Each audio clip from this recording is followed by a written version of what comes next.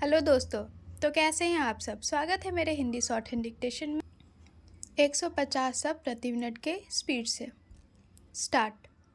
सभापति महोदय, हमारे देश में गृह मंत्रालय और गृह मंत्री का कितना महत्व है इसका अनुमान इसी से लगाया जा सकता है कि स्वतंत्र भारत में गृह मंत्रालय का भार सरदार पटेल ने स्वयं अपने कंधों पर लिया। सरदार पटेल का साहस, उनका उत्साह और उनकी बुद्धि तीनों ही हमारे गृह मंत्रालय के लिए आदर्श का काम कर सकती है। परंतु दुर्भाग्य से सरदार के पश्चात इन तीनों बातों में कुछ कमी आती हुई दिखाई देती है। उदाहरण के लिए एक ही बात मैं कहना चाहता हूँ। 1962 में जब हमारे देश पर चीन का हमला हुआ तो 14 नवंबर 1962 को हम सब ने इसी सदन में खड़े होकर एक प्रस्ताव पास किया था जिसके शब्द थे, भारत की भूमि जब तक हम शत्रु से स्वतंत्र नहीं करा लेते तब तक हमारा यह संघर्ष बराबर जारी रहेगा, भले ही वह कितना ही लंबा क्यों ना हो। लेकिन कुछ दिन बाद आगे चलकर हमने राष्ट्रीय एकता सप्ताह या दिवस मनाना शुरू किया तो हमने उस प्रतिज्ञा को कुछ दूसरे शब्दों में बदल दिया। उस प्रतिज्ञा के शब्द थे, मैं अपने देशवासियों के संकल्प को दोहराता हूँ कि मैं अपने देश की स्वतंत्रता तथा एकता की रक्षा करूँगा, चाहे इसके लिए कितना ही कड़ा और लंबा संघर्ष क्यों न करना पड़े। मैं राष्ट्रीय एकता तथा बल के लिए तन मन से काम करने की शपथ लेता हूँ। लेकिन इस बार राष्ट्रीय एकता सप्ताह के सिलसिले में एक छोटा सा प्रकाशन भारत सरकार की ओर से प्रकाशित हुआ है। इस प्रकाशन में स्वयं इन्होंने लिखा कि 1962 में चीन द्वारा आक्रमण के बाद शपथ की भाषा में थोड़ा परिवर्तन कर दिया गया है और जो शब्द बदल दिए गए हैं उनको भी मैं सदन की जानकारी के लिए सुनाना चाहता हूँ।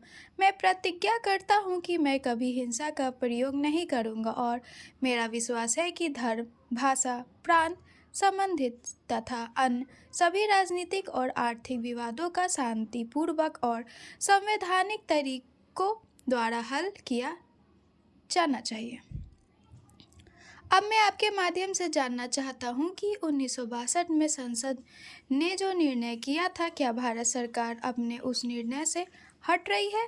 अगर सरकार अपने निर्णय से हट रही है तो यह तो सरकारी प्रकाशन आया है जिसके द्वारा 1962 की शपथ में परिवर्तन किया गया है। इसका आधार क्या है?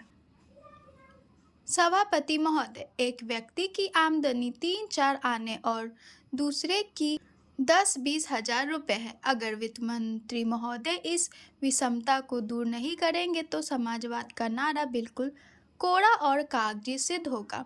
इस देश में 8-10 करोड़ हरिजनों का एक ऐसा वर्ग है जिसकी आर्थिक स्थिति बहुत गिरी हुई है। इस बजट में उनकी उन्नति और कल्याण की योजनाओं का समावेश होना चाहिए। वित्त मंत्री ने 1500 करोड़ रुपए के जो कर लगाए हैं उनसे देश के आम आदमियों की हालत खराब हो गई है। मुझे इस बात की बड़ी प्रसन्नता है कि योजनाओं के अंतर्गत देश में विकास कार्य हो रहा है और अब हम इस दिशा में जो कुछ कर पाए हैं वह प्रशंसनीय है। लेकिन मुझे दुख के साथ कहना पड़ रहा है कि जहां कृषि के क्षेत्र में उत्पादन बढ़ रहा है, उद्योग के क्षेत्र में उत्पादन बढ़ रहा है, देश की संपत्ति बढ़ रही है, हर आदमी की औसत आय भी बढ़ रही है, फिर भी हमारे यहाँ की पुरानी गरीबी बिल्कुल नहीं हटी है। मैं समझता हूँ कि यह इस सदन के लिए और सरकार के लिए विचार करने का विषय है कि क्या कारण है कि जब हम 55 वर्ष से अपने देश की गाढ़ी कमाई का रुपया और दूसरे देशों से कर्जा लेकर बड़ी बड़ी रकमें देश के विकास के लिए खर्च कर रहे हैं और देश में धन भी पैदा हो रहा है, तब भी देश में जो लोग गरीब हैं उनकी गरीबी दूर नहीं हो पा रही है। क्या यह आश्चर्य की बात नहीं है? मैं समझता हूँ कि इस पर विचार किया जाए। यह ठीक है कि हम समाजवाद के रास्ते पर जा रहे हैं, लेकिन समाजवाद के रास्ते पर ठीक ठीक चले तो भी हम यह अनुमान नहीं लगा पाते कि कितने वर्षों में हमारे देश की गरीबी दूर होगी। यह ठीक है कि हम योजना के तरीके पर काम कर रहे हैं, लेकिन इस बात को देखने की आवश्यकता अब पैदा हो गई है कि देश में जो धन पैदा होता है वह कहाँ जाता है। इतनी प्रगति होने पर भी हम देखते हैं कि गरीबी दूर नहीं हो पा रही है। गरीबों को खाने के लिए अन्न नहीं मिलता, पहनने के लिए कपड़ा नहीं मिलता। इसका क्या कारण है? यह गंभीरता पूर्वक सोचने की बात है। यह समस्या समाजवाद का प्रस्ताव पास करने से ही हल नहीं होगी। स्टॉप। तो ये डिक्टेशन आप सबको कैसी लगी मुझे कमेंट में ज़रूर बताएं और लाइक सब्सक्राइब करना बिल्कुल भी ना भूलें। धन्यवाद।